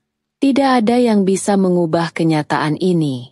Kau sudah lama bersembunyi di balik topeng kebaikanmu, tetapi sekarang saatnya untuk menghadapi kenyataan. Kegelisahan semakin terlihat jelas di wajahnya. Dan aku tahu dia mulai merasa terpojok. Semua usaha untuk mempertahankan posisinya yang terbuat dari kebohongan kini mulai runtuh satu persatu. Aku sudah tidak peduli dengan kata-kata manisnya lagi. Semua yang ia lakukan padaku, semua rasa sakit yang kuterima selama ini, kini semuanya terbongkar di hadapannya. Apa yang akan kau lakukan sekarang, Ratna? Tanyaku dengan suara penuh penekanan. Apa kau masih akan berusaha mempertahankan apa yang tidak seharusnya milikmu? Atau akankah kau akhirnya menerima kenyataan bahwa ini semua sudah berakhir? Ratna hanya diam. Matanya penuh dengan kebingungan dan ketakutan yang nyata. Aku bisa merasakan bagaimana ia merasa terancam. Dan itu memberiku kepuasan yang sulit aku jelaskan. Ini adalah momen yang aku tunggu-tunggu. Semua pengorbanan yang telah kulakukan, semua penderitaan yang harus aku alami untuk sampai ke titik ini, tidak sia-sia. Kini, aku bisa mengambil kembali hidupku, mengambil kembali masa depanku yang dulu dirampas. Namun, meskipun ada rasa kemenangan dalam hatiku, aku tahu bahwa ini bukan akhir dari segalanya. Pertarunganku dengan Ratna belum selesai. Aku harus memastikan bahwa ia menerima konsekuensi dari semua perbuatannya. Dan aku tidak akan berhenti sampai itu terjadi. Aku akan memperjuangkan keadilan. Dan tak ada satupun yang bisa menghentikanku. Dengan satu langkah tegas, aku mendekati Ratna, memastikan bahwa tidak ada ruang untuk pelarian lagi. Aku akan membawa ini ke jalur hukum. Kataku dengan suara mantap. Tidak ada lagi jalan keluar bagimu. Ratna tidak bisa menerima kenyataan bahwa semua yang telah dia bangun selama ini akan runtuh dalam sekejap. Bibiku, yang selama ini selalu menganggap dirinya lebih pintar dan lebih licik dari siapapun, mulai melawan. Dia menatapku dengan mata yang dipenuhi kebencian dan rasa takut yang terselubung. Dia meremas erat tangannya, berusaha menahan amarah yang semakin memuncak. Jangan kira semuanya akan berjalan sesuai keinginanmu, Laras. Kata Ratna dengan suara bergetar namun penuh ancaman. Aku tidak akan membiarkanmu merebut semua yang telah aku bangun. Aku akan melawanmu di pengadilan. Mereka pasti akan lebih mendengarkan orang sepertiku daripada seorang anak yatim sepertimu. Aku merasa seolah-olah ada angin dingin yang berhembus di antara kami. Dia mencoba menunjukkan keberanian. Meski di balik itu ada rasa takut yang kian menguasainya. Aku tahu bahwa dia telah terbiasa mendapatkan apa yang dia inginkan dengan cara licik dan manipulatif. Tapi kali ini, dia tidak akan berhasil. Ratna, jawabku dengan tenang. Semua sudah berakhir. Aku tidak akan mundur. Aku sudah mempersiapkan semuanya. Surat-surat ini sudah cukup kuat untuk membuktikan bahwa harta orang tuaku adalah milikku. Tidak ada yang bisa mengubahnya, termasuk pengadilan. Dia menatap surat-surat di meja itu dengan pandangan nanar, seolah-olah dia berharap surat-surat itu bisa hilang hanya dengan tatapan matanya. Tapi kenyataan tetap tak bisa disangkal. Aku tahu bahwa di dalam dirinya ada perasaan takut yang semakin besar. Dia menyadari bahwa semua yang dia lakukan selama ini, membohongi, memanipulasi, dan mengkhianati, akan terungkap satu persatu. Namun, Ratna tidak mau menyerah begitu saja. Kau pikir aku akan diam saja, Laras? Serunya. Aku punya cara untuk membuat semuanya berbalik. Aku punya banyak koneksi, dan aku akan menggunakan semuanya untuk menghancurkanmu. Aku menghela napas panjang, berusaha tetap tenang meskipun amarahku hampir meluap. Koneksi? Kau pikir koneksimu itu akan membantu jika hukum sudah memihak pada yang benar? Kau bisa saja mencoba, Ratna. Tapi aku sudah siap menghadapi segala yang mungkin datang. Dia tidak menjawab. Namun aku bisa melihat bahwa kebingungan mulai menyelimuti wajahnya. Mungkin dia tidak tahu harus bagaimana. Di hadapannya, aku bukan lagi anak yatim yang tak berdaya, tapi seorang wanita yang telah berjuang keras untuk mencapai titik ini. Aku tidak akan membiarkan semua yang telah kucapai terbuang begitu saja hanya karena dia merasa berhak atas sesuatu yang bukan miliknya. Aku telah menghubungi pengacara dan memastikan semua dokumen yang diperlukan sudah lengkap. Bahkan beberapa tetangga yang mengenal keluargaku sudah siap memberikan kesaksian yang menguatkan posisiku.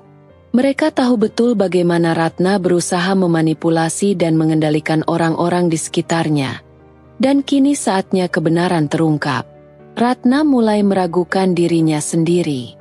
Dia tidak lagi terlihat yakin dengan kata-katanya. Aku bisa merasakan ketegangan di udara, seperti sebuah ketidakpastian yang perlahan memakan dirinya. Dia melangkah mundur sedikit, mencoba mencari celah untuk keluar dari situasi ini. "Kau akan menyesal, Laras," ucapnya dengan suara yang mulai serak. "Kau tidak tahu siapa yang kau hadapi." Aku tidak terpengaruh dengan ancamannya. Aku tahu siapa yang aku hadapi. Ratna. Seorang wanita yang begitu takut kehilangan kekuasaannya, sehingga dia rela mengorbankan keluarganya sendiri. Tapi, ini adalah waktunya untuk semua itu berakhir. Aku menatapnya dengan mata penuh keyakinan. Jangan mencoba lagi memanipulasi keadaan. Sudah saatnya keadilan yang bicara. Ratna memalingkan wajahnya. Tidak sanggup menatapku lebih lama. Aku tahu dia sedang mencari-cari cara untuk melarikan diri. Namun kini dia tak punya jalan keluar. Semua usaha dan tipu muslihatnya sudah terkunci rapat. Dan aku tak akan memberi kesempatan lagi untuknya melanjutkan kebohongannya. "Saya akan menghubungi pengacara untuk mengatur jadwal sidang," kataku dengan suara mantap. "Dan kali ini, tidak ada yang bisa menyelamatkanmu, Ratna." Dia diam, dan aku bisa merasakan bagaimana dinding pertahanannya mulai runtuh. Namun, meskipun bibiku tampaknya kalah, aku tahu bahwa perjuangan ini belum berakhir. Mungkin dia akan mencoba bermain kotor di pengadilan, atau mungkin dia akan berusaha mencari cara lain untuk merusak hidupku. Namun, kali ini aku sudah siap. Aku sudah melewati cukup banyak hal untuk sampai ke titik ini. Dan aku tidak akan mundur. Perlawanan Ratna semakin melemah. Aku tahu ini adalah kemenangan pertama dalam pertempuran panjang yang harus kuhadapi. Namun, ini baru awal dari perjalanan yang harus kulalui. Dan kali ini, aku sudah mempersiapkan diri untuk melawan segala sesuatu yang datang menghadang. Demi keadilan yang akhirnya aku dapatkan hari itu, keputusan akhirnya datang. Setelah proses panjang yang melibatkan pengadilan, bukti yang tak terbantahkan, dan saksi-saksi yang dengan berani memberikan kesaksian tentang kebohongan dan penipuan yang dilakukan oleh Ratna, hak atas rumah dan harta orang tuaku dikembalikan padaku. Aku berdiri tegak di depan pengadilan, merasakan kedamaian yang perlahan mengalir ke dalam jiwaku. Namun, meski keadilan telah berpihak padaku, hati Ratna tidak akan pernah menerima kenyataan itu. Wajahnya memucat saat hakim membacakan putusan, dan aku bisa melihat amarah yang mulai membara di dalam dirinya. Tidak ada kata-kata, hanya pandangan tajam yang ditujukan padaku, seolah berharap aku bisa merasakan kebenciannya. Setelah sidang berakhir, aku langsung menuju rumah orang tuaku, rumah yang selama ini diambil alih oleh Ratna. Sebuah rumah yang kini kembali menjadi milikku, meskipun hati ini terasa berat mengenang segala yang telah terjadi. Begitu aku melangkah masuk, aku merasa seolah memasuki masa lalu yang penuh kenangan. Kenangan indah bersama orang tuaku yang kini telah tiada. Ratna dan keluarganya, yang selama ini menguasai rumah itu, tidak terima begitu saja dengan keputusan pengadilan. Mereka menggerutu dan menentang, berusaha mencari celah untuk menghindari keadilan yang telah ditetapkan. Namun, mereka tak punya pilihan.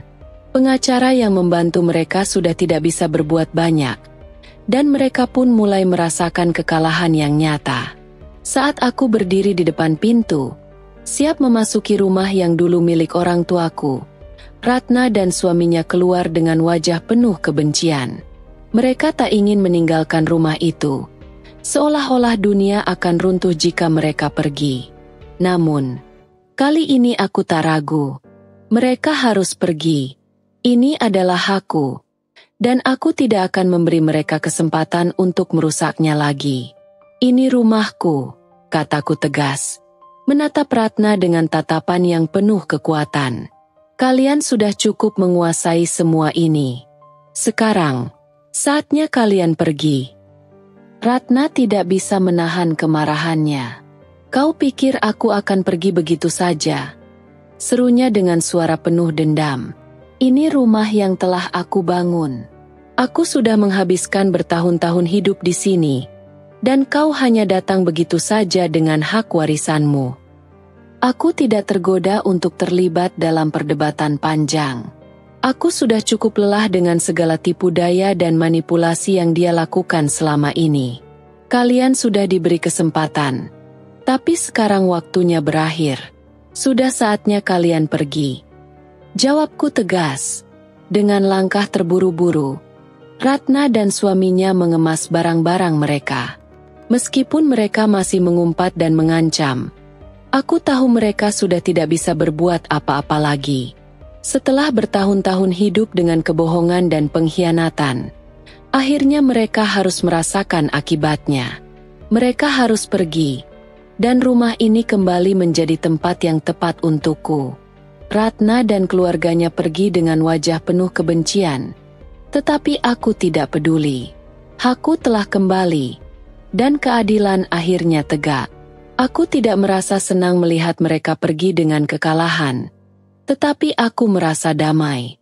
Ini adalah kemenangan bukan hanya untukku, tetapi juga untuk orang tuaku yang telah tiada, yang selama ini mungkin tidak tahu bahwa aku akan menghadapi dan mengalahkan pengkhianatan ini. Ketika mereka menghilang di kejauhan, aku menatap rumah itu dengan perasaan campur aduk. Ini adalah rumah yang penuh kenangan, tetapi kini aku bisa merasakan keberanian dan kedamaian yang datang dari dalam hatiku. Aku tahu bahwa apa yang aku hadapi selama ini, perjuangan untuk mendapatkan kembali apa yang menjadi hakku, adalah bagian dari perjalanan hidupku. Dengan langkah mantap, aku masuk ke dalam rumah itu. Setiap ruangan mengingatkan aku pada orang tuaku yang dulu mengisi rumah ini dengan cinta dan tawa. Kini, meskipun aku masih merasa kehilangan, aku tahu bahwa mereka akan bangga melihatku berdiri di sini, mengambil kembali apa yang dulu mereka banggakan. Ratna dan keluarganya mungkin telah pergi, tetapi aku tahu bahwa perjalanan ini bukan hanya tentang merebut harta atau membalas dendam. Ini tentang menemukan kembali siapa aku, siapa keluargaku, dan apa yang sebenarnya penting dalam hidup ini. Keadilan, cinta, dan keberanian untuk berdiri tegak di hadapan segala cobaan. Setelah proses panjang yang akhirnya membawaku ke titik kemenangan, aku merasa seperti beban besar yang selama ini menekan dadaku mulai terangkat. Rumah yang dulunya penuh dengan kenangan kelam, kini kembali menjadi milikku. Sebuah tempat yang akan aku isi dengan kedamaian dan kebahagiaan. Namun, bagi aku, kemenangan ini belum lengkap tanpa adanya orang-orang yang telah begitu banyak memberi arti dalam hidupku. Pak Surya dan Bu Ani adalah sosok yang tak pernah lelah memberi. Bahkan di tengah keterbatasan yang mereka alami, mereka mengasuhku dengan penuh kasih sayang, mendidikku dengan penuh perhatian, dan memastikan aku memiliki pendidikan yang layak meski kehidupan mereka tidak mudah. Aku tahu, tanpa mereka, aku mungkin tidak akan pernah sampai di titik ini. Seorang wanita yang berdiri tegak di hadapan masa lalunya dan siap menatap masa depan. Jadi, setelah rumah itu kembali menjadi milikku, aku tahu apa yang harus aku lakukan. Aku tidak ingin mereka terus hidup dalam kesulitan, terus berjuang di pasar setiap hari. Merekalah yang sudah memberikan begitu banyak, dan aku ingin memberikan balasan yang lebih dari sekadar kata-kata. Aku ingin mereka merasakan kehidupan yang layak, jauh dari kesulitan yang selalu mereka hadapi. Aku mengunjungi mereka di rumah kecil mereka yang sederhana, tempat mereka tinggal selama bertahun-tahun. Melihat mereka di sana, aku tahu sudah saatnya untuk membawa mereka ke tempat yang lebih baik. Pak Surya, Bu Ani, ayo tinggal bersama saya. Rumah itu sudah siap, dan kalian berdua pantas mendapatkan kehidupan yang lebih baik, kataku dengan penuh keyakinan. Pak Surya dan Bu Ani awalnya terkejut, bahkan hampir tidak percaya. Mereka saling berpandangan, seolah tidak bisa memahami apakah ini benar-benar terjadi. Laras, kami tidak bisa, kami tidak mau merepotkanmu, jawab Bu Ani dengan suara lembut, penuh kerendahan hati. Aku tersenyum dan menggenggam tangan Bu Ani. Tidak ada yang merepotkan, Bu Ani. Kalian adalah orang tuaku, dan ini adalah cara saya membalas semua kebaikan kalian. Tidak ada lagi pasar yang penuh dengan penderitaan. Kalian berhak untuk menikmati hidup yang lebih baik. Pak Surya menunduk. Matanya mulai berkaca-kaca. Kau sudah banyak memberi kami, Laras. Kami tidak tahu bagaimana cara membalasnya. Apa yang kalian lakukan tidak akan pernah bisa saya balas dengan cara biasa. Kalian sudah menjadi bagian terpenting dalam hidupku, dan sekarang giliran saya untuk membalasnya. Ayo, kita pindah ke rumah itu bersama-sama, kataku dengan tegas. Mereka akhirnya setuju, meskipun dengan ragu. Mereka tahu hidup mereka tidak akan pernah sama lagi setelah ini. Dan meskipun mereka merasa tidak layak menerima semua itu, aku tahu ini adalah keputusan yang tepat. Mereka berhak menikmati hasil jerih payah mereka, dan aku akan memastikan mereka merasakannya. Keesokan harinya, aku membawa Pak Surya dan Bu Ani ke rumah yang kini telah kuubah menjadi tempat yang nyaman dan penuh kehangatan. Rumah itu kini tidak hanya menjadi simbol kebebasanku, tetapi juga simbol dari apa yang telah kami capai bersama, perjuangan, pengorbanan, dan cinta yang tak terhingga. Saat kami melangkah ke dalam rumah itu, Bu Ani memandang sekeliling dengan mata berbinar. Ini luar biasa, Laras, katanya dengan suara terbata. Kami tidak pernah membayangkan bisa hidup seperti ini. Aku tersenyum dan menggandeng tangan mereka. Kalian pantas mendapatkannya. Jangan khawatir tentang masa depan. Sekarang, kalian akan hidup tenang. Pak Surya yang duduk di kursi yang baru saja kupersiapkan untuknya, menatapku dengan mata yang penuh rasa haru. Kau sudah cukup berjuang untuk hidupmu, Laras. Kami sangat bangga padamu. Kami tidak tahu apa yang akan terjadi jika kau tidak datang ke hidup kami. Aku duduk di samping mereka, merasa damai. Hidup memang penuh dengan kesulitan, tetapi aku tahu aku sudah melalui banyak hal, dan saat ini, bersama orang tua angkatku, aku merasa semuanya berharga. Kami tidak lagi terjebak dalam dunia yang penuh kekurangan, tetapi lebih pada kehidupan yang penuh dengan rasa syukur dan kasih sayang. Pak Surya dan Bu Ani mulai menikmati hidup mereka yang baru. Mereka tidak lagi perlu khawatir tentang kelangsungan hidup setiap hari, dan mereka bisa menikmati waktu mereka dengan lebih santai. Mereka sering berkumpul di ruang tamu yang besar, bercerita tentang kehidupan lama mereka, dan aku mendengarkan mereka dengan penuh perhatian. Kadang-kadang, mereka tersenyum dan bercerita tentang perjuangan mereka di masa lalu, bagaimana mereka harus berjuang keras untuk memastikan aku bisa bersekolah, dan betapa bangganya mereka ketika melihat aku akhirnya berhasil menjadi seorang polisi wanita. Meskipun hidup kami tidak sempurna, kami tahu bahwa kami telah melalui segalanya bersama, dan itu lebih dari cukup. Aku akhirnya merasa damai, karena aku bisa memberikan kebahagiaan pada orang-orang yang telah memberiku segalanya. Ini adalah kehidupan baru yang kami mulai bersama, kehidupan yang penuh dengan harapan, rasa syukur, dan kasih yang tidak ternilai setelah bibiku, Ratna, dan keluarganya diusir dari rumah orang tuaku. Hidup mereka berubah dengan drastis. Kejatuhan mereka begitu tajam dan mendalam, seakan-akan karma yang mereka dapatkan datang dalam bentuk yang sangat pedih. Ratna yang dulu memandang rendah kehidupan orang-orang seperti Pak Surya dan Bu Ani, kini merasakan sendiri bagaimana rasanya hidup tanpa harta dan kemewahan. Tidak ada yang mau menolong mereka. Setiap pintu yang mereka ketuk ditutup dengan kejam.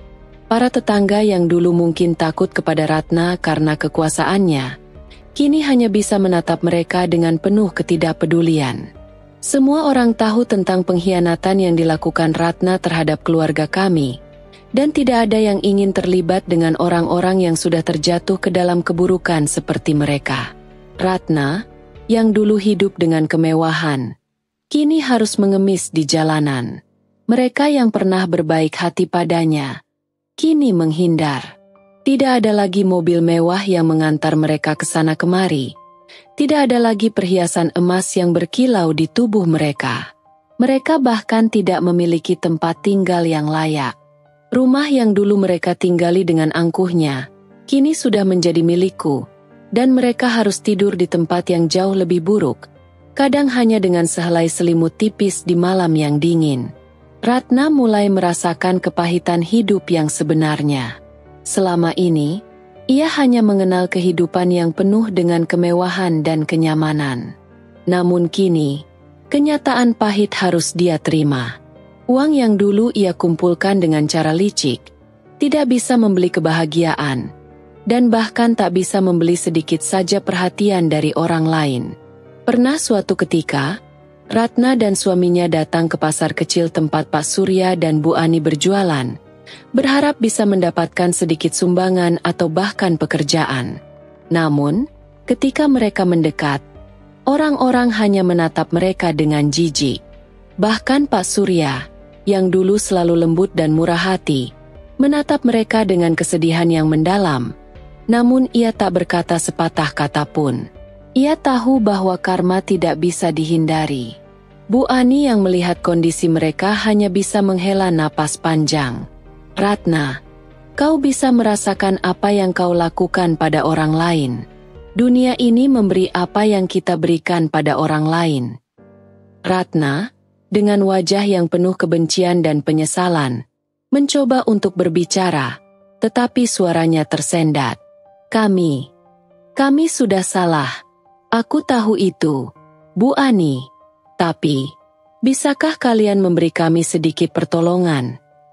Namun, permintaan itu hanya mendapatkan tatapan kosong dari Pak Surya. Tidak ada yang bisa diberikan selain pelajaran hidup yang keras dan pahit. Saat itu, Ratna baru menyadari betapa dalam kesalahan yang ia buat, dan betapa susahnya mendapatkan kembali apa yang telah hilang. Hari-hari berikutnya berlalu dengan penuh derita.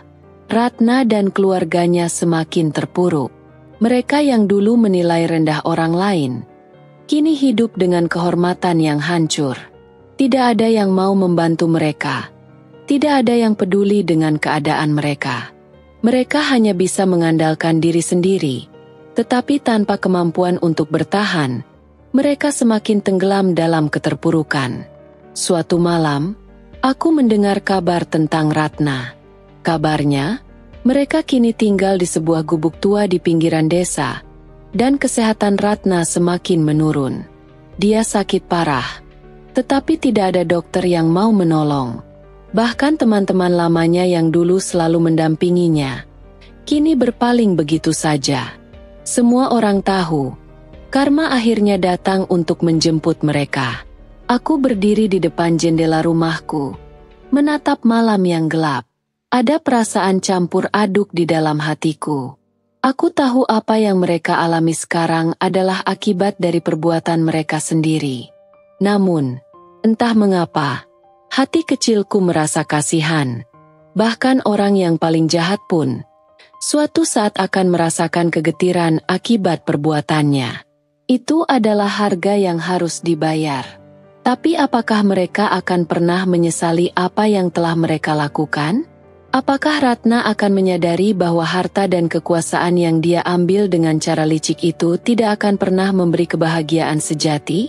Aku tak tahu.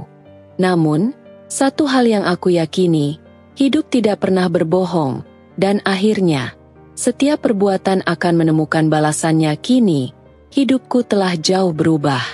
Setelah segala yang terjadi, Aku akhirnya bisa menikmati kehidupan yang sederhana namun penuh makna. Aku hidup bersama Pak Surya dan Bu Ani di rumah yang penuh dengan cinta dan kehangatan. Meskipun rumah ini tidak megah seperti rumah orang tuaku dulu, aku merasa sangat beruntung bisa berada di sini. Setiap sudut rumah ini mengingatkanku pada betapa besar pengorbanan Pak Surya dan Bu Ani untukku. Betapa mereka selalu memastikan bahwa aku mendapatkan pendidikan yang layak, meskipun hidup mereka penuh dengan kesulitan. Setiap pagi, kami bekerja bersama di pasar. Meski hari-hari kami tak selalu mudah. Ada kalanya kami harus berjuang keras untuk bisa mencukupi kebutuhan hidup. Namun tak pernah ada keluhan dari mereka. Mereka selalu tersenyum, berbicara dengan penuh kebijaksanaan, dan membuatku merasa bahwa segala kesulitan akan terasa lebih ringan jika kita menjalani hidup dengan hati yang tulus. Kehangatan rumah ini, dengan segala kesederhanaannya, adalah kebahagiaan yang tak ternilai harganya. Tidak seperti saat bibiku, Ratna, tinggal di sini dulu. Dulu, rumah ini terasa kosong, bahkan lebih seperti penjara bagi hati. Ratna datang dengan berbagai kedok, berpura-pura baik di hadapan kami. Namun aku bisa merasakan bahwa niatnya hanya untuk menguasai harta orang tuaku. Waktu itu, aku merasa terjebak dalam dunia yang dipenuhi kepalsuan, tapi kini aku bisa merasakannya dengan jelas, bahwa rumah ini adalah tempat di mana cinta dan ketulusan seharusnya tinggal, bukan kepentingan dan manipulasi. Aku sangat berterima kasih kepada Tuhan atas semua yang telah diberikan kepadaku. Perjalanan hidupku mungkin penuh dengan liku, penuh dengan pengkhianatan dan kesulitan, tetapi semuanya itu mengajarkanku banyak hal. Aku belajar tentang arti keluarga yang sesungguhnya. Bukan hanya sekadar ikatan darah, tetapi juga ikatan hati. Aku belajar tentang pengorbanan. Bagaimana orang yang benar-benar mencintaiku rela bekerja keras untuk masa depanku. Dan yang terpenting, aku belajar tentang keadilan.